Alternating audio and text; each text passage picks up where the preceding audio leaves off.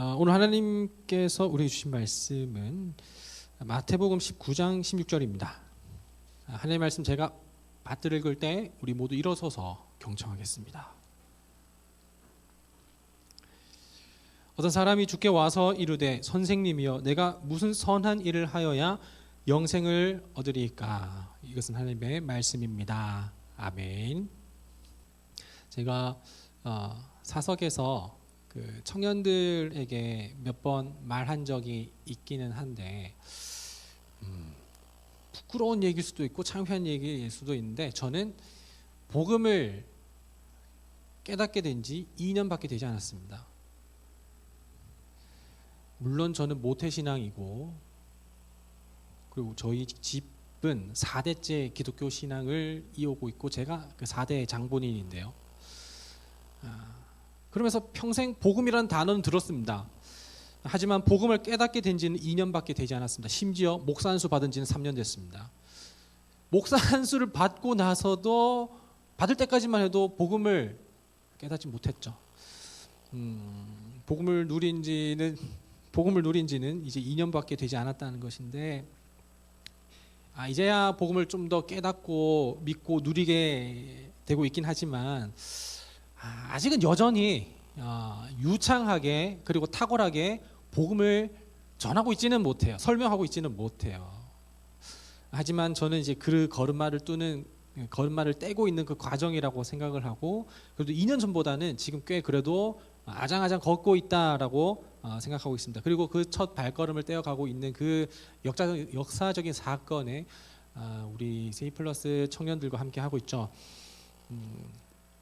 여러분, 설교라고 하는 것은 설교라고 하는 것은 그 어떤 인간의 삐뚤어지고 그리고 그릇된 그런 어떤 행동 양식, 그 삶을 교정하는 것만을 가지고서는 그걸 목적으로 위해서 설교를 하는 것은 아닙니다. 그런데 이제 교정하기 위해, 성도의 삶을 교정하기 위해서 때로는 설교가 찌르는 설교가 되기도 하고, 그리고 혼내는 설교가 되기도 하고, 또 한편으로는 위로하는 설교가 되기도 한단 말이죠. 그 성도의 삶을 교정하기 위해서. 저를 비롯한 수많은 목회자들이 설교를 통해서 성도들에게 가스라이팅을 한다라든지, 혹은 성경 말씀을 통해서 두려움을 조장하고 부담감을 줌으로써, 혹은 한편으로는 어르고 달래고 기분 좋게 하며 위로하며 괜찮은 그리스도인이 되고자 교정하려고 하는 것이 참 많았다라는 것입니다.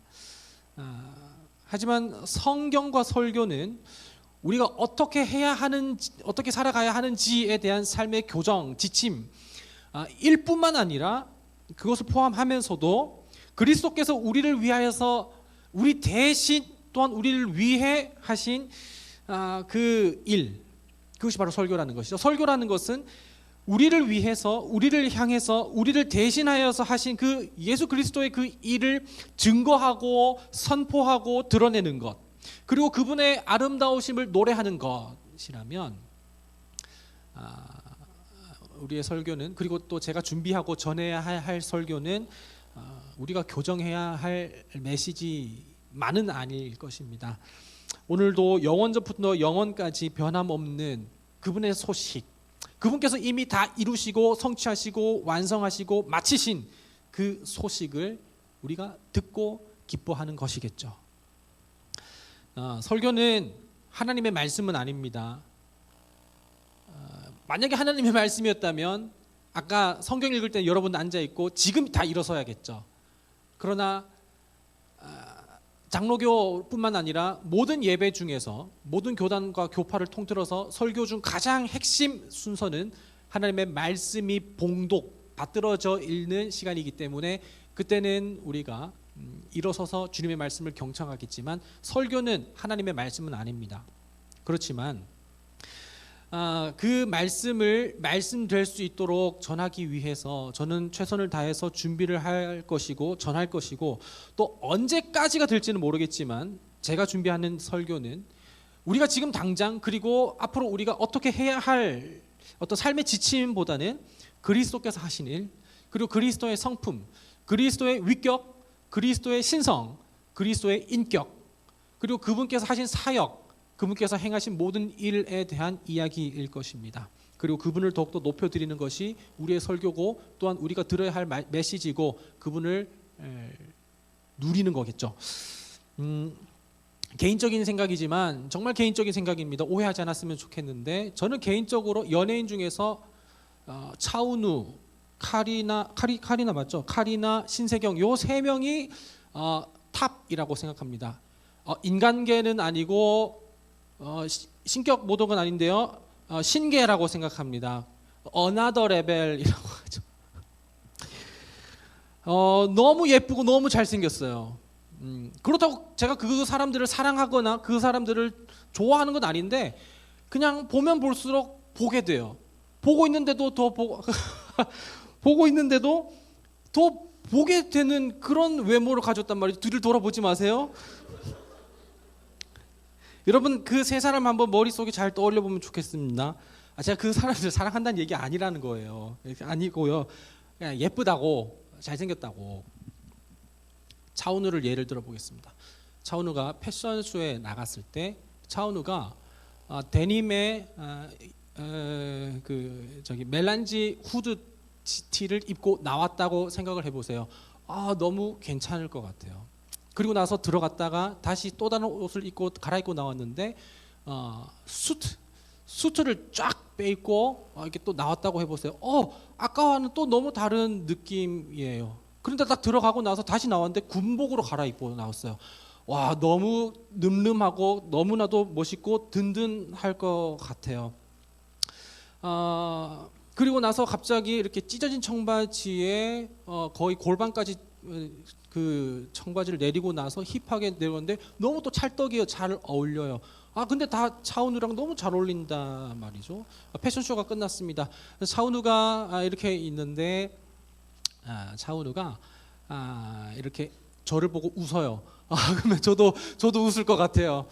그리고 차은우가 그 하는 열심히 일하는 모습에 땀방울이 이렇게 옆으로 구렛나루로 흐르는데 그것이 너무 섹시해요. 지금 뭔 얘기하는지 끝까지 들어보세요. 그리고 언제까지 하냐고 아직 더 남았습니다.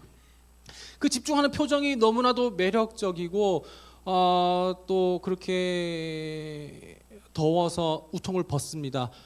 너무 황홀할 것 같아요. 전 여자를 좋아합니다. 차은우를 좋아하는 건 남자를 좋아하진 않는데요. 잘생기니까 지루하지 않아요. 재밌고 흥미롭습니다. 조금만 다른 표정을 해도 너무나도 다르고 조금만 더 다른 표정을 다른 옷을 입고 나와도 또 너무 새로워요.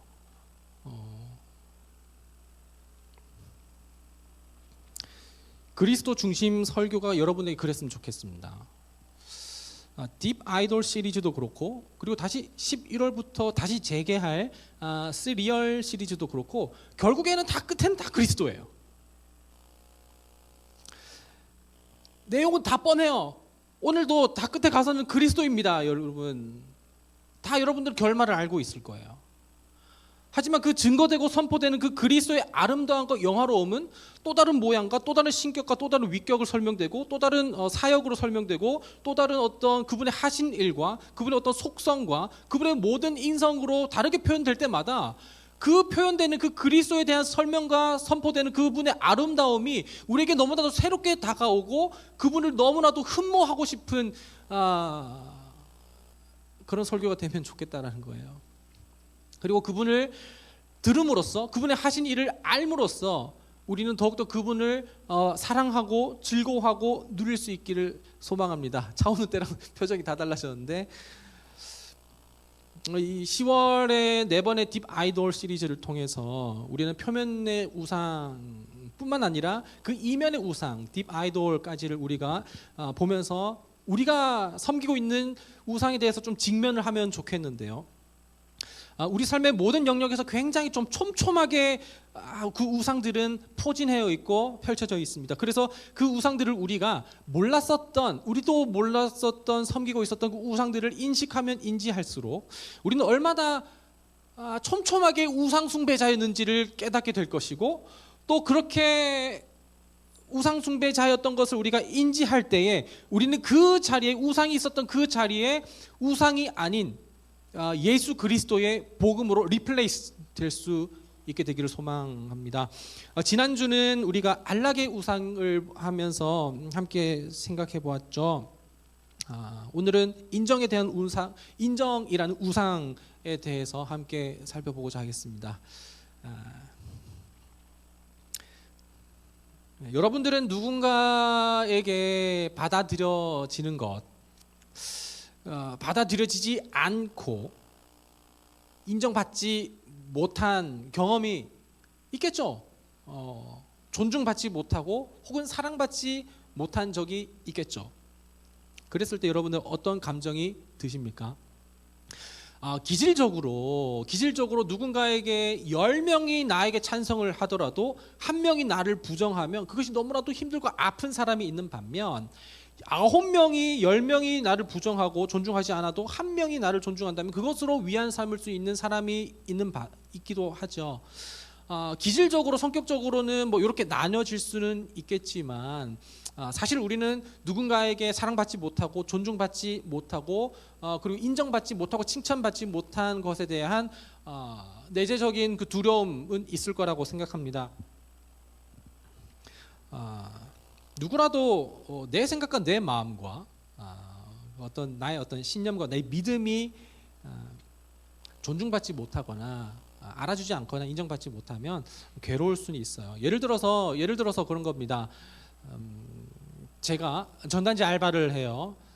예를 들어서 헬스장 그 전단지를 이제 한다고 생각해 봅시다. 지하철역 앞에서 입구에서 개찰구에서 입구에서 이렇게 나눠줘요. 근데 그것을 받아가는 사람도 있지만 받지 않는 사람도 있어요. 받지 않아서 내 전단지가 거절당했을 때 저는 마음이 어떨까요?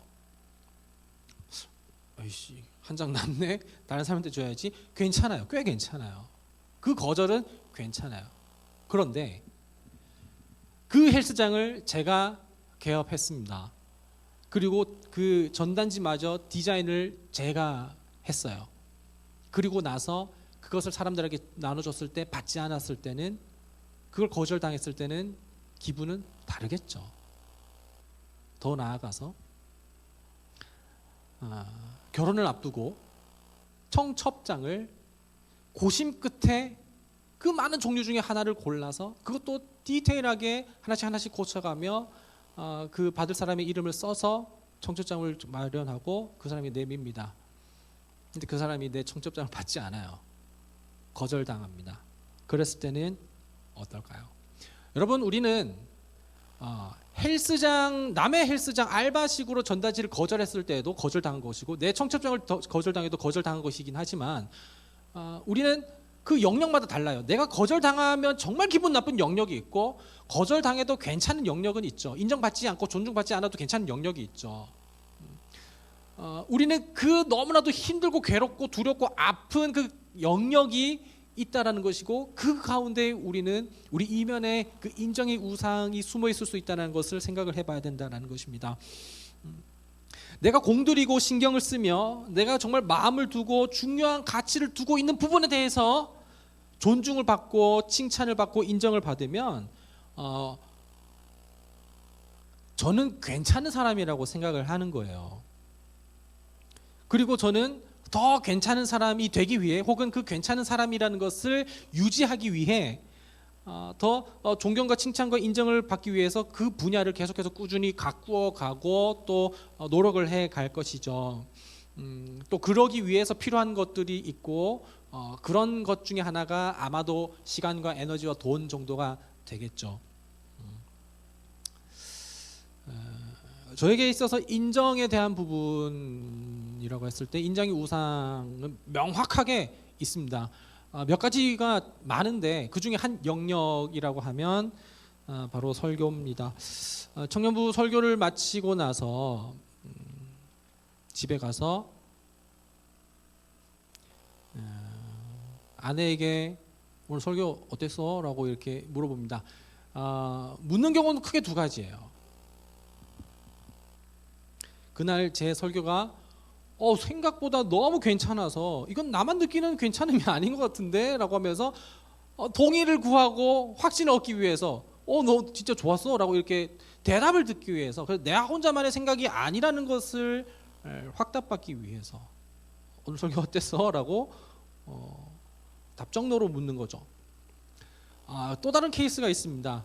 너무 그날 설교를 망해가지고 죽을 쏘아서 정말 그냥 그날로 사임하고 도망가고 싶을 정도로 설교를 망친 날, 그때 힘겹게 오늘 설교 어땠어? 라고 이렇게 물어본 거죠. 이 두 케이스가 있습니다. 그리고 이 뒤 후자로 이제 물어보면 왜 묻냐면, 아니요, 그래도 오늘 그래도 꽤 괜찮았어. 혼자 그렇게 생각하는 걸 거야. 괜찮았어. 라고 하며 위로를 받고 싶어서 그런 거죠. 보통 그렇게 물으면 뭐라고 대답하냐면 그건 노코멘트 하겠습니다. 만약에 오늘 설교 좋았어 라고 이렇게 피드백을 받게 되면, 그러면 저의 설교가 좋았다기보단 나는 좋은 사람이 되는 거예요. 인정의 우상이 있는 사람은. 오늘 설교 좋았어 하면은 이 설교 이 편은 좋구나라고 하는 게 아니라 이 설교를 한 내가 정말 대단해, 역시 나라고 하고, 또 오늘 이 설교는 좀 무슨 얘기하는지 모르겠어, 설교 준비를 왜 그렇게 해?라고 이렇게 하면 이 설교는 좀 부족하다라기보다는 난 진짜 쓰레기다라고 생각을 하는 거죠. 바로 이게 인정의 우상을 섬기고 그 다스림을 받는 사람의 특징이에요. 설교를 망한 날, 그럼에도 불구하고 진짜 망했다 라고 하며 누군가 그렇게 생각했을 때 누군가로부터 생각지도 못한 위로와 격려를 받게 되면 어떤 또 반응이 나고 되면 그래? 그래도 역시 나야 라고 하기보다는 하나님께서 날 버리지 않으셨어 라고 생각을 하고, 그 설교 때문에, 그리고 그 설교 때문에 또 아무런 피드백이 없거나 그러면 목사님 설교 준비 잘 안 하시죠 요즘, 이렇게라고 듣게 되면 하나님께서 날 버리셨어 라고 생각한다는 거예요. 그 설교 때문에 우리는 인정받고자, 우리는 사랑받고자, 우리는 존중받고자, 우리는 칭찬받고자 하는 그 영역이 분명히 있다라는 거예요.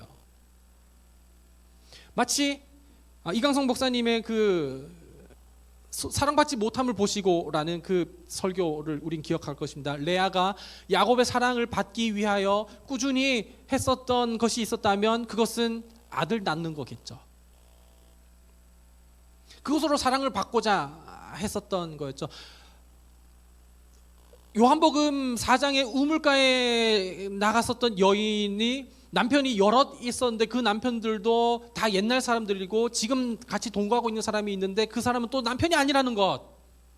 어쩌면 이것도 자기 어떤 생명과 또 존중을 받기 위해 계속해서 목마름으로 남자 안에 속하여 들어가는 것이겠죠. 누누이 말씀드리지만 이것은 여자가 음란한 것도 아니고 그 사회의 시대적인 피해자라고 얘기를 했었습니다. 그렇게 인정을 받고 칭찬을 받고 존중을 받기 원해서 그것을 붙잡는데, 그것으로 인하여서 칭찬을 받을 때도 있고 존중을 받을 때도 있고 사랑을 받을 수도 있지만, 한편으로 그것으로 인하여서 우리에게 마음이 상처가 되고 거절당하게 되고 인정받지 못할 때도 많다라는 거예요. 이게 바로 딥 아이돌입니다. 이면의 우상, 인정입니다.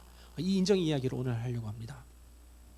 오늘 본문은 우리에게 있어서 익숙한 본문으로서 사복음서 중에 요한복음을 제외한 나머지 복음서를 가지고서 공간복음서라고 하는데, 같은 관점으로 보는 이 공간복음서의 전체 모든 평행 본문이 존재하는 본문이 바로 오늘 또 이 이야기입니다.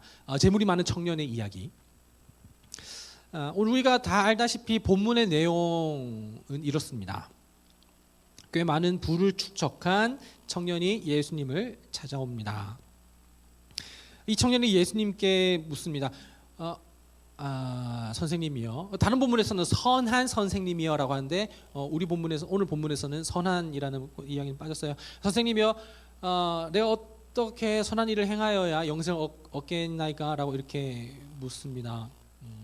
이 청년이 예수님을 찾아온 목적은 뭘까요? 정말 영생을 얻는 방법을 몰라서 정말 영생 얻고자 하는 그 영생을 얻는 방법을 듣기 위하여서 예수님을 찾아왔을 수도 있고, 첫 번째, 세 번째까지 할 겁니다. 첫 번째, 두 번째는 영생을 얻고자 하는 것을 사실은 궁금했었던 것이 아니라 당시에 제사장과 서기관과 율법사들, 바리새인들과 같은 종교인들이 예수님을 시험하고자 했었던 것처럼 이 사람도 예수님을 시험하기 위하여서 그렇게 물었을 수도 있고, 마지막 세 번째는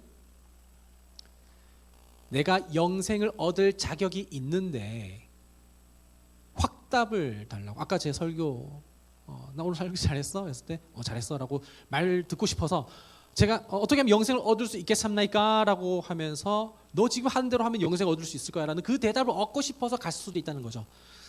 이 세 가지 중에 한 가지이거나 혹은 또 다른 거일 수는 있겠지만 영생을 얻기 위해 합당한 자기 의를 드러내기 위해서, 칭찬받기 위해서, 예수님께 존중받기 위해서였지 않았을까가 제 생각에는 좀 유력한 것 같긴 해요. 그렇게 영생에 대한, 어떻게 하면 영생을 얻을 수 있는지에 대한 물음의 질문에 예수님께서는 대답을 하십니다. 여러분, 사실 우리가 그동안 우리가 알고 배우고 믿고 있는 예수님이라면 나를 믿어라, 그리고 나를 따르라 라고 하셨을 거예요. 그죠? 근데 예수님께서는 그 물음에 곧바로 이렇게 말씀하시진 않으셨어요. 좀 삥 둘러서 가십니다. 어떻게 둘러 가시느냐? 오늘 본문은 아니지만 그 밑에 18, 19절인데요. 살인하지 말라, 간음하지 말라, 도둑질하지 말라, 거짓 증언하지 말라, 내 부모를 공경하라, 내 이웃을 내 자신과 같이 사랑하라 라는 것입니다. 구원은 율법 지킴으로 얻는 건 아닌데, 근데 예수님께서는 이거 십계명이잖아요.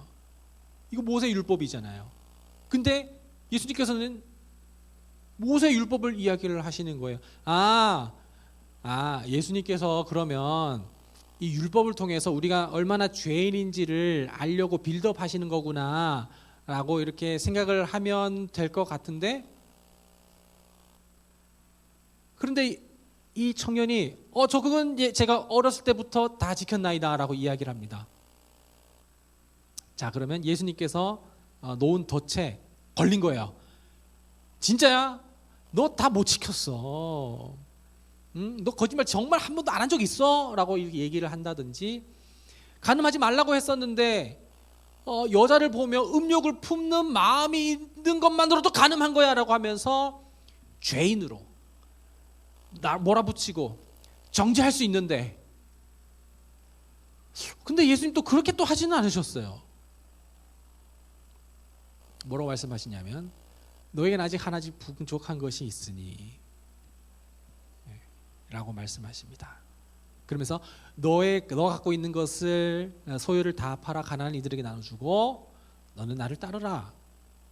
결국에는 예수님을 따르는 것이긴 하지만 예수님께서 지적한 부분은 너 정말 율법 정말 다 지켰니라는 것을 지적한 것은 아니고, 오히려 이 청년에게 있어서 그 맹점이라고 할 수 있는 그 이면의 우상을 건드린 것 같단 말이죠.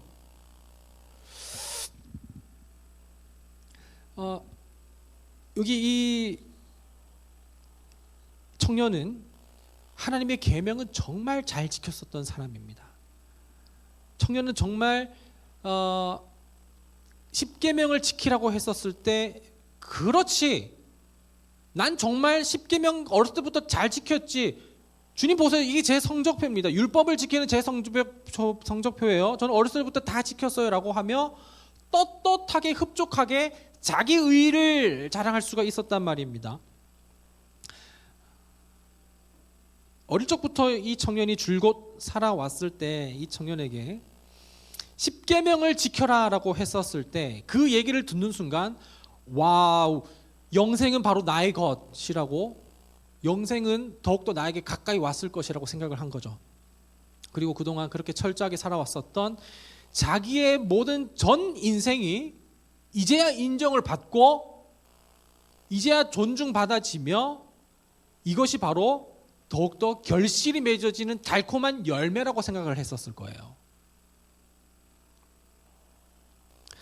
예수님께서 그렇게 칭찬하진 않으셨지만 이 사람은 정말 누구보다도 착실하게 살아온 사람이었기 때문에 율법을 다 지켜라 그러면 영생을 얻을 것이다 라는 어떤 그 문맥 구조는 자기에게 굉장히 좀 인정받는 칭찬의 느낌이었을 거라고 생각합니다. 그러나 예수님께서는 거기서 끝나지 않으셨죠. 율법을 다 지킨 청년에게 말씀하셨습니다. 정죄하시지는 않았습니다. 오히려 그 안에 있는 이면의 우상을 깊은 이면의 우상을 드러낸 것이었죠. 모든 소유를 팔아 가난한 이들에게 나눠주고 너는 나를 따르라 하셨는데 이 청년은 즐겁게 그 모든 소유를 다 팔아 가난한 이들에게 나눠주고 예수님을 떠나지 못한 게 결말입니다. 이 청년이 예수님을 따르지 못했었던 이유는 무엇입니까? 성경에서 분명히 이야기하고 있어요. 재물이 많았기 때문이로라. 자, 그럼 이 말은 그래요, 여러분. 우리는 돈이 많으면 예수님을 따를 수 없습니다. 여러분들의 잔고를 100만 원 이상은 남겨두지 마십시오. 일용할 양식으로만 만족하시고 이번 달 쓸 것 혹은 이번 주만 쓸 것만 하고 나머지는 모두 다 다른 이웃에게 혹은 교회에게 섬기십시오. 나누십시오. 초대교회처럼 통용하십시오. 청빈하고 검소하게 살 뿐만 아니라 모든 가진 것들은 다 우리에게 있으면은 죄가 될 것이니 구원의 문에 들어가지 못하게 될 것이니 구제와 그리고 기부에 힘쓰십시오. 그 얘기 하는 거 아니잖아요. 이 본문을 통해서. 지난주에 말씀드렸던 것처럼 돈이 일만하게 뿌리는 아니고 돈을 사랑하는 것이 일만하게 뿌리라고 했습니다. 단순히 이 청년은 그냥 돈이 정말 많아서 가진 재물이 많아서 그래서 돈에 대한 탐심이 너무 많아서 그리고 그것을 다시 나누기에 너무 아까워서 예수님을 따르지 못한 것처럼 비춰지고 있기는 한데 우리는 딥 아이돌의 관점으로 보게 되면 우리는 그 이면에 있는 섬기는 것을 볼 수 있죠. 구약의 재물관을 본다면 구약의 재물관이 있습니다. 구약의 축복관이 있죠. 하나님께서는 축복하시는 것을 구약 가운데서 실제로 많은 재물을 그리고 추수를 할 때 많은 곡식을 거두게 하셨고 그리고 많은 태를 열어서 많은 자손을 낳게 하신 것이 실제로 구약의 재물관이었고 하나님의 축복에 대한 관점입니다. 이 사람이 지금 돈이 많다라는 것은 하나님의 축복을 많이 받았다라는 것과 같은 맥락을 하는 것으로 이해하고 있는 거예요. 그러니까 지금 이 사람에게는 그동안 자기의 의와 노력과 공로로 지켜오고 쌓아왔었던 내 어떤 그 종교심, 종교 열심, 신앙심으로 쌓아온 그 모든 것이 부정당하는 것 같단 말입니다. 재물을 파는 것이. 만약에 재물을 그냥 즐겁게 나눴다면 재물에 마음이 있지는 않았었겠죠. 그것을 다 팔아 보물이 숨겨진 밭을 사는 심정으로 그렇게 예수님을 따랐겠죠. 하지만 그것이 아니었습니다. 이 사람은 영생을 얻고자 하는 그 예수님께서만 주시는 영원한 생명을 갈급해 했었던 것은 아니고 그동안 내 삶이 인정받기를 원했었던 거죠. 그동안 십계명을 그리고 구약의 율법을 다 지켜온 신실하게 살아온 자기의 인생에 대해서 인정받고 존중받으며 칭찬받기를 원했었던 거였죠. 그 반증이 많이 쌓인 재물이었고요. 그러나 그것을 부정당하고 그것이 인정되지 않는 것 같으니까 예수님을 따르지 못합니다.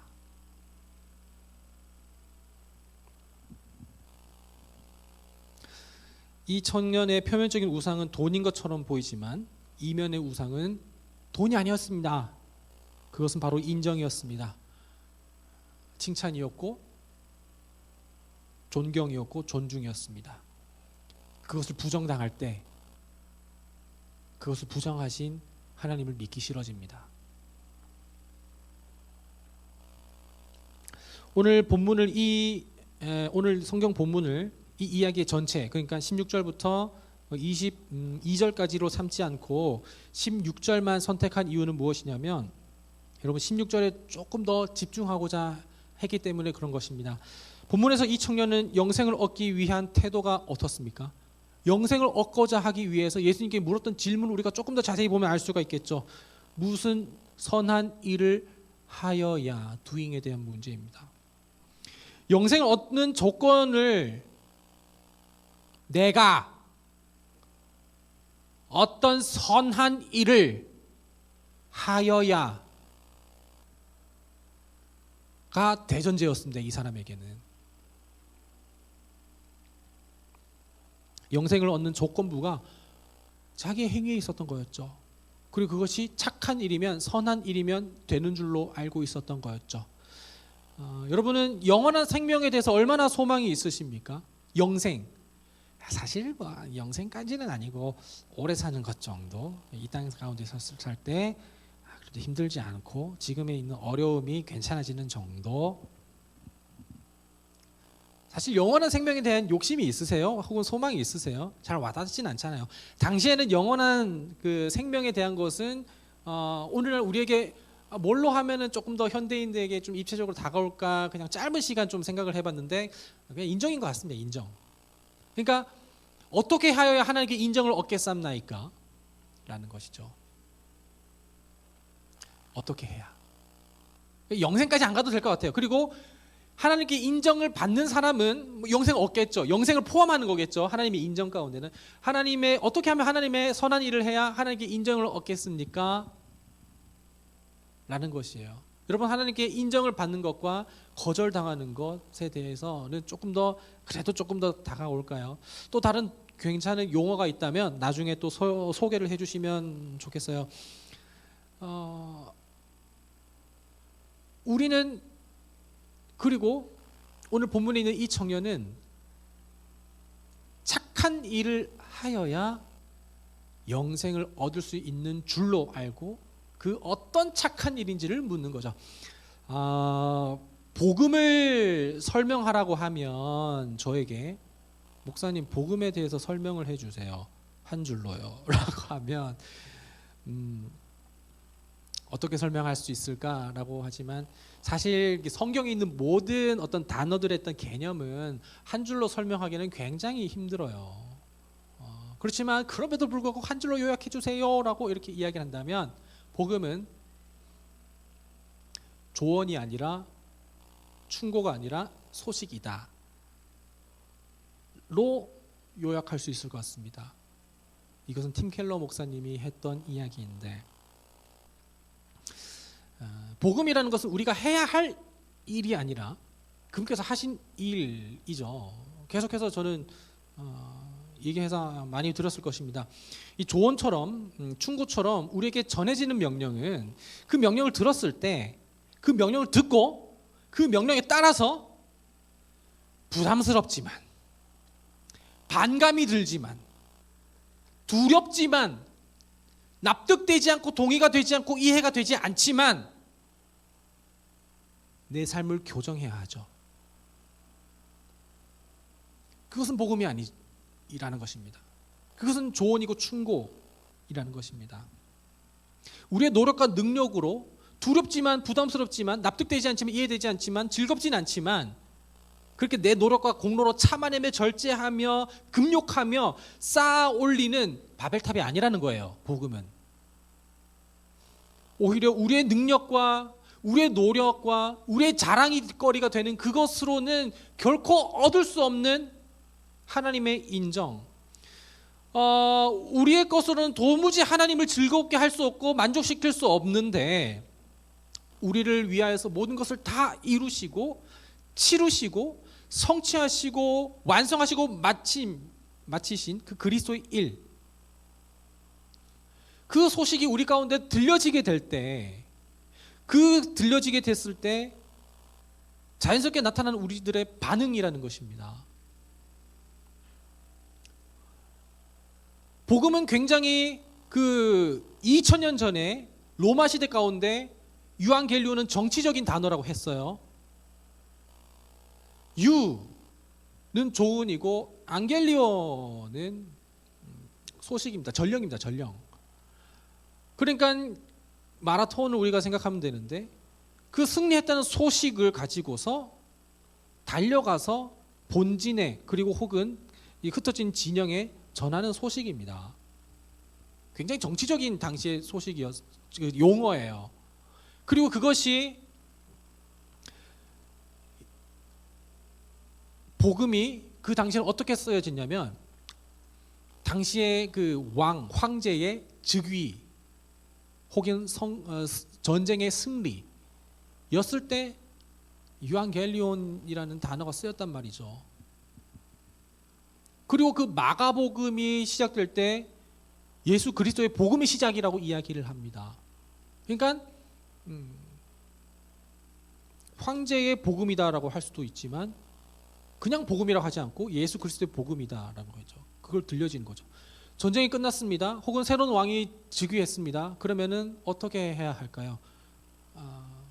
전쟁에서 승리했다라는 것은 더욱더 총을 장전하고 사주 경계를 하는 것이 아니라 총을 벗어 던지고 자유를 만끽하는 것이죠. 총을 벗어라라고 하면서 그렇게 삶을 교정시키는 것이 아니라 그냥 그 소식이 들려지면 자연스럽게 총을 벗게 됩니다. 복음은 그런 것이죠. 우리가 오늘 읽은 본문을 집중해서 본다면 이 사람이 그동안 해왔었던 어릴 때부터 지켜왔었던 십계명 지키는 일은 결코 나쁜 행동이 아니에요. 좋은 행동입니다. 누구라도 바라고 염원하고 소망하는 그 영생에 대한 정말 충직하고 충실한 어떤 신앙인의 모습일 수도 있죠. 하지만 하나님께서만 주실 수 있는 것을 가지고 그것으로 스스로 탑을 쌓고 공로가 되어 자기의 의가 되어 그것을 내세우려고 했을 때, 그리고 그것이 거절됐을 때 기분이 나쁘다면 그것은 우상입니다. 그러니까 제가 지금 하고 있는 이 설교가 그리스도 중심의 설교라 오직 그리스도만 드러나고 나타내며 이 설교가 복음 설교라 할지라도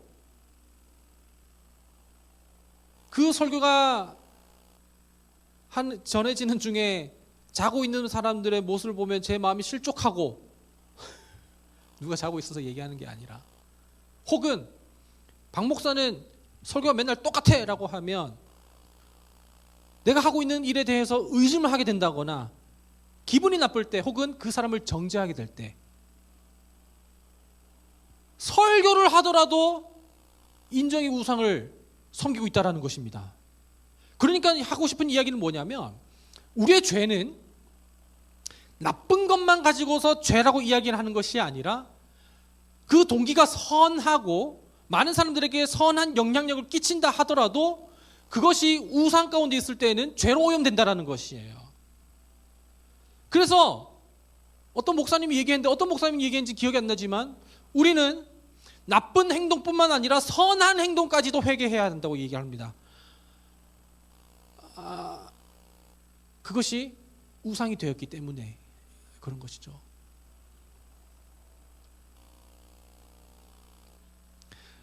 우리가 더 이상 종교 행위로 하나님께 매달리지 않아도 되는 것은 내가 어떻게 하여야, 내가 어떤 선한 일을 하여야, 내가 어떤 봉사를 하고 내가 어떻게 경건 생활을 하여야 하나님께 인정을 얻을 수 있습니까?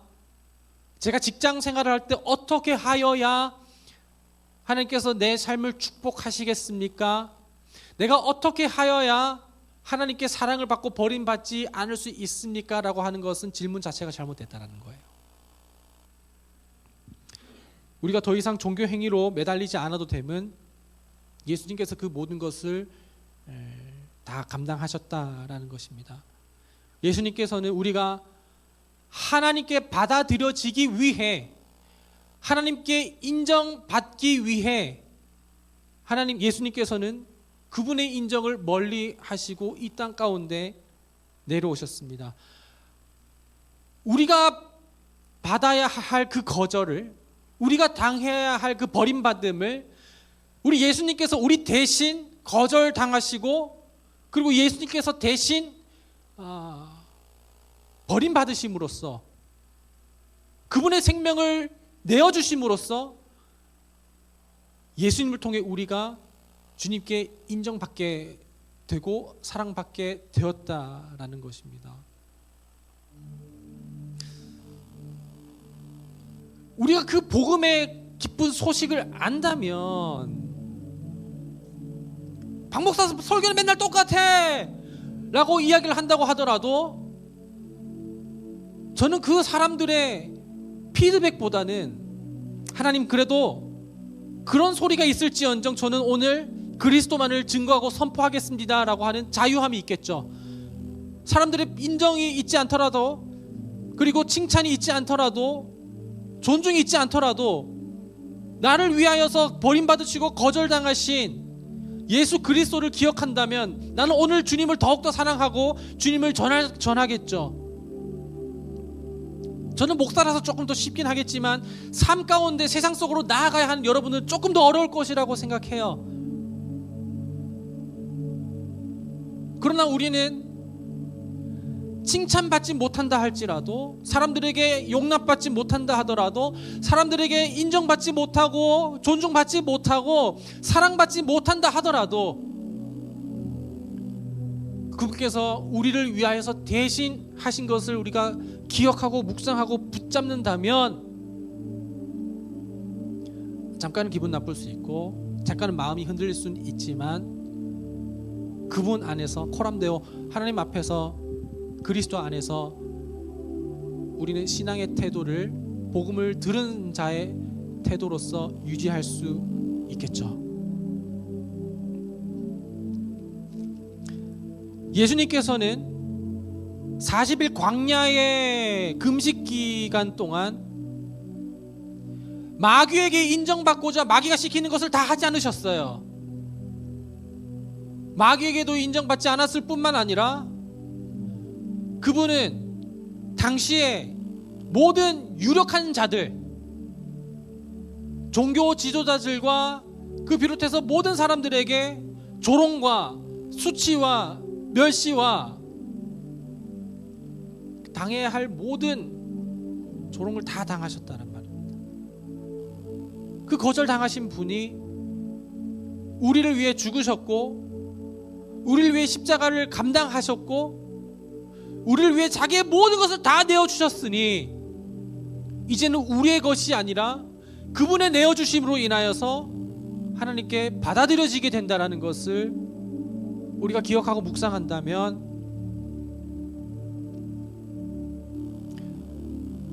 우리는 더 이상 세상의 인정, 세상의 사랑, 세상의 칭찬에 목말라하지 않을 수 있습니다.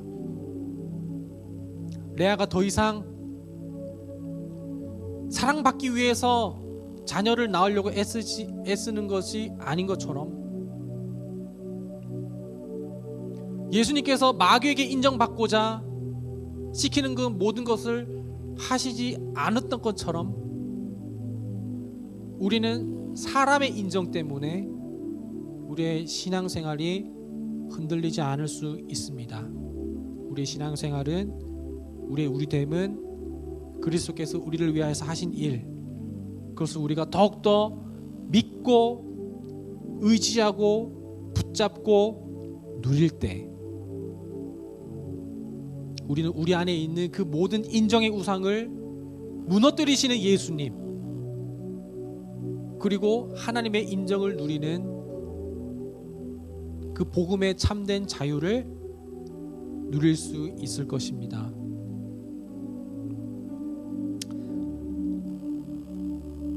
우리 이 시간 나의 하나님 찬양하며 저는 이 곡이 정말 땡곡이라고 생각합니다. 정말 복음적인 찬양이에요. 어떤 설교에 다 갖다 붙여도 좋을 정도로, 그래서 사실 마음 같아서 맨날 매주 하고 싶은데 매주 할 수는 없으니까 나의 사랑 너는 어여쁘고 참 귀하다. 너 어느 보석보다 귀하다. 보배롭고 존귀하다고 말씀하시는데 그 조건이 우리에게 있진 않았어요. 우리가 아직 죄인 되었을 때에, 네가 아직 사랑스럽지 않았을 때에 너를 온전히 사랑하며 너와 함께하러 내가 왔노라. 우리가 인정받기 위해서, 우리가 주님께 용납받기 위해서 내가 왔노라 라고 하시는 겁니다. 그래서 우리는 주님의 나라와 뜻이 나의 삶 속에 임하며 더욱더 주님 누리며 주님 보며 주님 붙들기를 소망한다는 고백을 할 수 있게 되는 것이죠.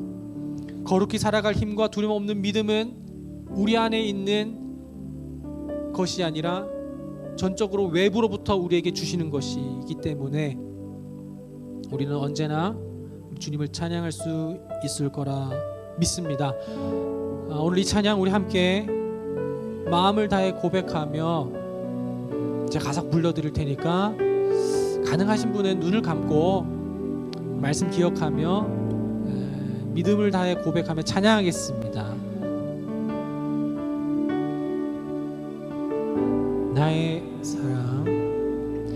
나의 사랑 너는 어여쁘고 참 귀하다. 어느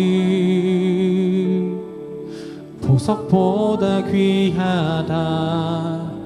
내가 사랑스럽지 않을 때 너를 온전히 너와 함께하려 내가 왔노라. 우리 2절 함께 찬양하겠습니다. 주의 사랑 이 사랑은 결코 변치 않아. 사랑은 결코 모든 계절 모든 돌보시네. 계절 푸른 마르고 주의 말씀은 신실해. 실수가 없으신 주만 바라라. 우리 처음부터 다시 한번 찬양하겠습니다. 1절 나의 사랑 너는 어여쁘고 참 귀하다. 어느 보석보다 귀하다. 내가 사랑스럽지 않을 때 너를 온전히 사랑하고 온전히 너와 함께하려 내가 왔노라. 우리 2절 찬양합니다. 주의 사랑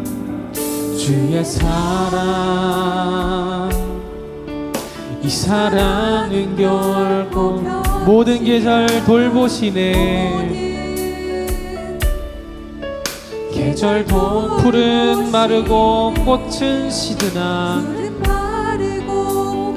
주의 말씀은 신실해. 실수가 없으신 주만 바라라. 주님의 나라와 뜻이 나의 삶 속에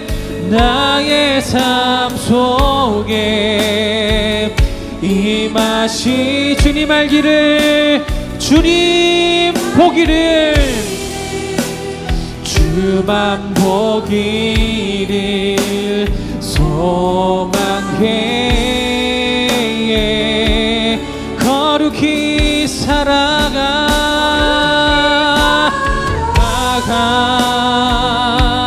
힘과 두려움 없는 믿음 주실 나의 하나님 완전한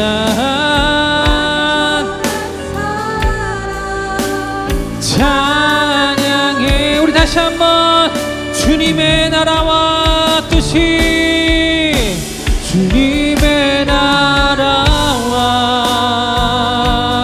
뜻이 나의 삶 속에 임하시며 주님 알기를, 주만 보기를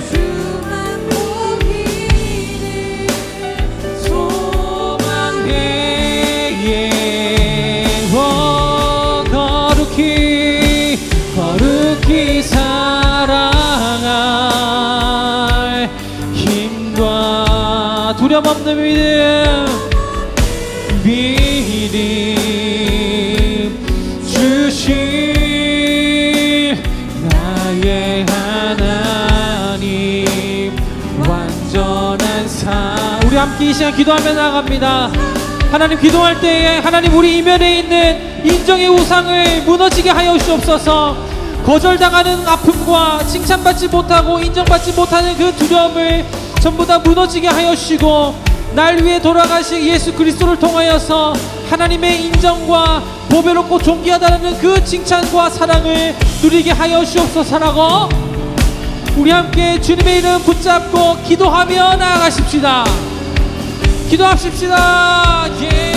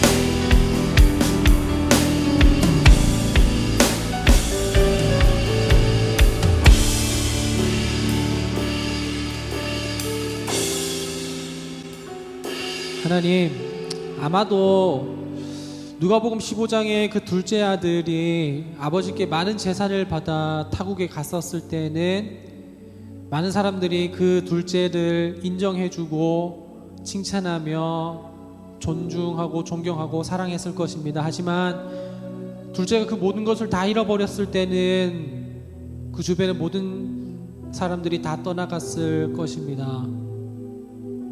그 사랑과 그 존중과 그 인정과 칭찬은 그렇게 오래 가지 않았습니다. 하나님, 우리가 붙잡고 있는 것도 참 많습니다. 인정받기 위해, 거절당하지 않기 위해, 존중받고 내가 사랑받기 위해 노력하는 참 많은 것들이 있습니다. 그러나 그 모든 것들이 잃어버리면 다른 사람들은 나를 거절할 것이고 사랑하지 않을 것이고 인정하지 않을 것입니다. 그러나 나의 그 어떠한 것도 상관없이 나 자체로 보배롭고 존귀하다 여겨주시는 그리스도로 인해 그 사실에 오늘 다시 감사하며 주님의 인정 아래 자유하기 원합니다. 주님, 우리는 복음을 잊고 있었을 때에는 사람들의 웃음에 의존하고 사람들의 평가에 매달리며 목말라 했습니다. 그리고 그들이 나를 더 판단하고 더 나를 가치를 새길 수 있도록 두었습니다. 때때로 그들의 비난을 들었을 때에는 내 존재 자체가 거절당하고 저주받은 것만 같았습니다. 그러나 하나님, 우리 주님께서는 이제 우리에게 그리스도 예수 안에 있는 자에게는 결코 정죄함이 없다 하셨습니다. 이제 그리스도 안에 있는 복음을 누리는 우리 모두가 하나님의 인정과 사랑만으로 만족하게 하여 주옵소서. 높음이나 깊음이나 세상이나 그 어떤 것도 끊을 수 없는 하나님의 사랑, 그 사랑만으로 만족하게 하여 주시옵소서. 마이 웨이를 살아가겠다는 것은 아닙니다. 그러나 그들의 인정과 존중에 목말하지 않겠다라는 것입니다. 우리 안에 있는 인정의 우상을 모두 제거하여 주시옵시고 주님의 인정만을 더욱 누리고 사랑하게 하여 주시옵소서. 하나님은 우리에게 모든 것을 주시지만 우리가 붙잡는 것은, 그 우상은 우리에게 아무것도 줄 수 없음을 깨닫게 하여 주시옵소서. 주 예수 그리스도의 은혜와 아버지의 사랑과 성령의 교통하심이 그리스도 예수 안에서 우리를 인정하시는 그 은혜를 더욱 풍성히 누리고자 갈망하는 여기 모인 모든 예배자들, 그리고 그 예배자들의 일터와 삶의 모든 터전 가운데 지금부터 영원토록 함께 하시기를 간절히 축원하옵나이다. 아멘.